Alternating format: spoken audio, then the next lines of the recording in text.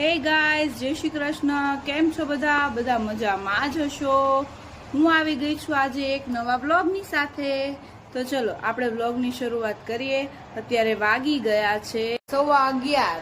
આપણી મોર્નિંગ થઈ ગઈ છે આજની લેટ, બીકોઝ અત્યારે વાગી ગયા છે 11:15. સવારમાં મારે થોડું લેટ થઈ ગયું એટલે હું સવારનો બ્લોગ ના લઈ શકી. તો આપણે થઈ ગયા છીએ હવે ફ્રી, ઘરનું કામ ફિનિશ કરીને અને નાસ્તો કરીને. તો હવે આપણે ડાયરેક્ટ મળીશું કિચનમાં. Bye bye. ચાલો, તો આપણે કિચનમાં આવી ગયા ને તમને મારા ભીંડા જોઈને ખબર પડી જ ગઈ હશે કે આજે આપણા ઘરે શેનું સબ્જી બનવાનું છે એ. તો ચલો આપણે ફટાફટ આપણા ભીંડાને કટ કરી દઈએ.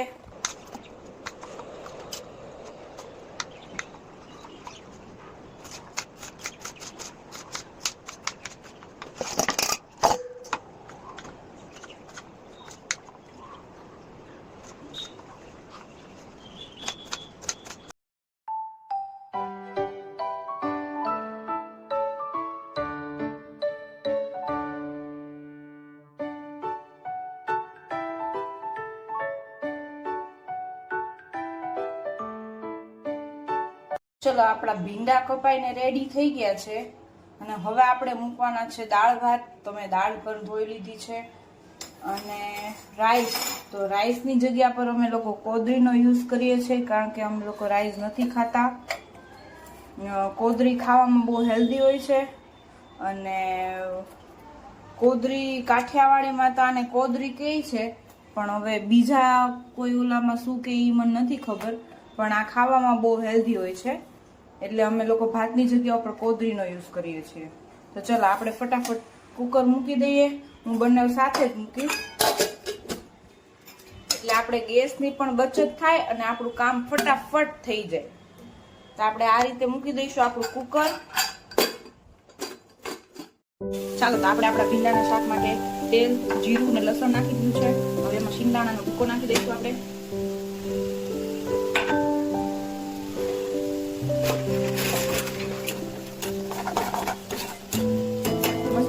બ્રાઉન જેવા લાગે એટલે એમાં થોડીક નાખીને આપણે આપણા ભીંડા નાખી દઈશું. મને ભીંડાનું શાક બહુ ભાવે છે. કોમેન્ટમાં કહેજો કોને કોનું ફેવરિટ છે ભીંડાનું શાક. મારું તો ફેવરિટ છે ભીંડાનું શાક.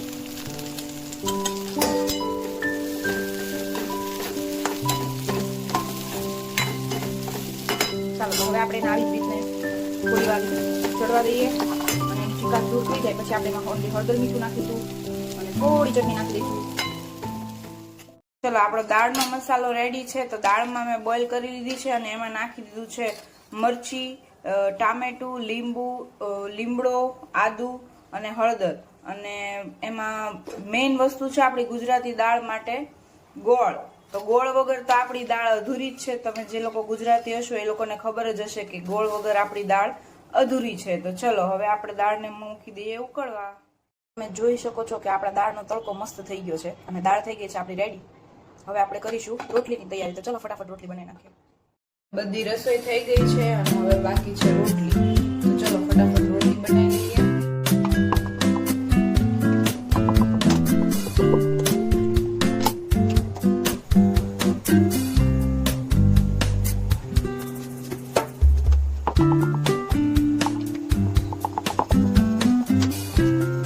ચાલો, તો આપણે વાગી ગયા છે 1 અને જમવામાં છે રોટલી, ભીંડાનું શાક, દાળ, કોદરી.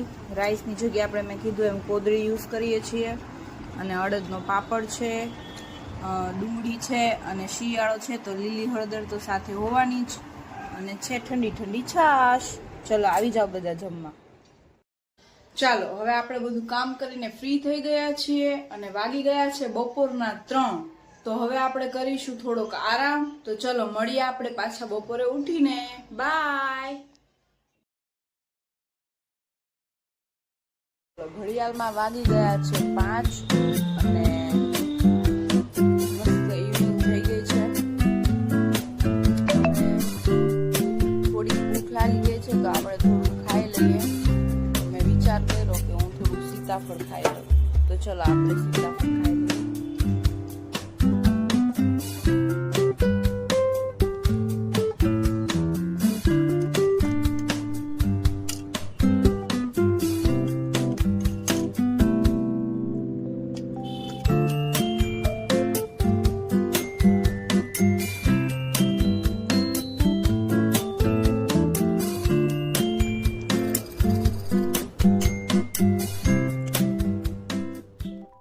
આપણે આવી ગયા છીએ અગાસી ઉપર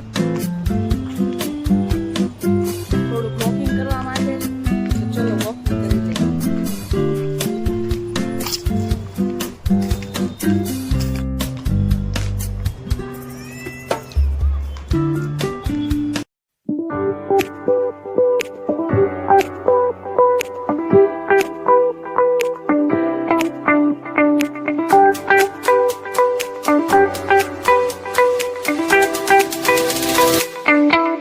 તો વાગી ગયા છે 7:30 અને આપણે આવી ગયા છીએ કિચનમાં. પણ કિચનમાં આજે આપણે કઈ રસોઈ બનાવવાની નથી, કારણ કે આપણે આવવાનું છે આજે જમવાનું બહારથી. તો ચલો હું તમને બતાવું કિચનમાં શું કરવા આવી છું.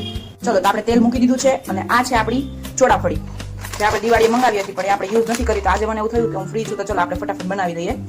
ચોળાફળી બનાવી નાખીએ. આપણે કરી દઈએ.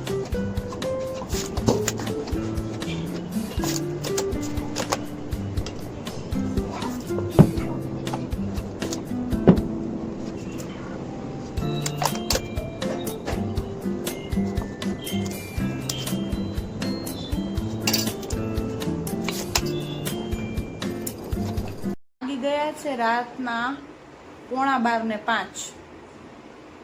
મેં હમણાં કીધું એમ વાગી ગયા છે 11:45. 12 વાગવામાં 10 મિનિટની વાર છે અને આપણી રાત્રિ થઈ ગઈ છે શુભ. તો ચલો હવે આપણે અહીંયા વ્લોગનું એન્ડિંગ કરીશું અને મળીશું કાલે એક નવા વ્લોગની સાથે. ગુડ નાઇટ, જય Shri Krishna, sweet dream, bye bye.